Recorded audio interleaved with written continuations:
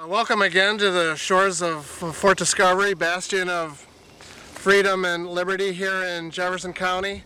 And folks, things are out of control. You can't turn on the TV and hear another story about the out of control spending. And here in Jefferson County, we hear that the sheriff's deputies, sheriff's department is underfunded, school teachers are needing to be laid off, but all the focus is on these incessant land use controls. And this has been going on for 20 years through growth management planning and the critical area ordinance and now the 4 years of the shoreline master program. And you'd think at a certain point they would just say, you know, we've accomplished what we set out to do. It's just time to take a break. But folks, as to paraphrase Churchill, this isn't the end of that. It's not even the beginning of the end, but it's obviously the end of the beginning, because they are ready to embark on a whole new course of regulatory control that ultimately really threatens to take our local autonomy and accountable representation out of our hands and hand it over to a central authority.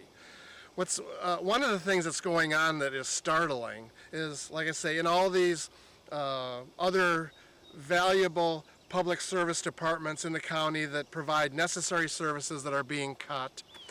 At the same time that our Department of Community Development is in a huge financial hole. They've had to lay off nearly a third of their workforce, and yet they're in the process of forming what's called a watershed Stewardship Resource Center, which is basically their response to a collapsing budget is to create another arm of bureaucracy. What they're doing, the money from this is coming from an $800,000 grant from the Environmental Protection Agency. Now, what is really remarkable about this is that it's an advisory service that they're providing. And they feel the need to provide this service because the regulations that they've passed have become so complicated, they've put the permit applicant in a maze. And now they need this $800,000 department paying contract hire $75 an hour to help walk people through the maze. But what this is also really about is while they're doing this, they really want to change our behavior. They want to change the way we live by recommending what they call sustainable development practices. So it's really quite remarkable.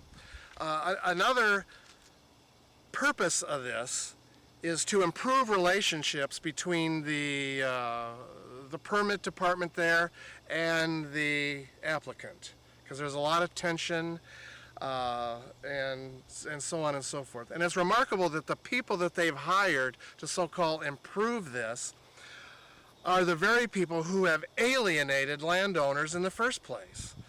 And they're the people, they want to build trust, yet the people they've hired are the ones that say we need these regulations to save the land from the people.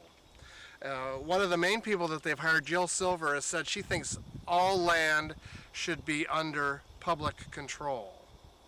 So that really isn't much of a way to go about expressing confidence when you're coming from that kind of an angle. Worse than that, what this is really doing is DCD is restructuring its whole department around environmental protection. It used to be that you went into the building department to get a building permit.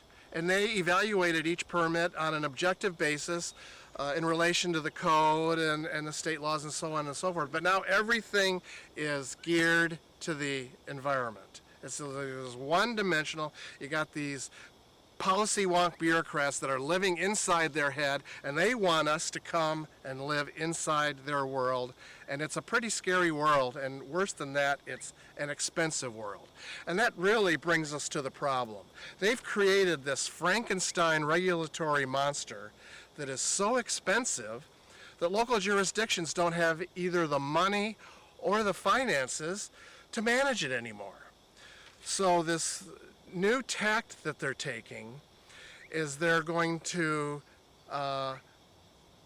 take these decisions out of our hands, and we'll put it under the control of agencies like the Puget Sound Partnership. And what that is really going to do, that's really going to diminish our local control, our local autonomy. Presently, we have an accountable decision-making process where if we don't like the decisions, we can vote the elected decision makers out of office. But there's a movement underfoot to really shift a lot of these decision making to agencies like the Department of Ecology, Puget Sound Partnership, all these nonprofit organizations, action networks, call them whatever you want. And at 10 o'clock this morning, as a matter of fact, the San Juan County Council is going to be addressing turning over all their land use decisions over to the Puget Sound Partnership. So that's what this is really about. I wondered, what is this obsession with environmental regulations? And it really has nothing to do with the environment. It has to do with building a centralized control over our lives, so we really lose our power to participate in our local government. So I guess the question that I would leave you with today is these bureaucrats, their aim is to protect the land from people who they say want to do whatever they want with their land. And what I'm asking is, who protects the people from these bureaucrats who want to do whatever they want with our lives? Thanks again. It's a pleasure to stand on these shores of freedom, and we'll see you next time. Bye-bye.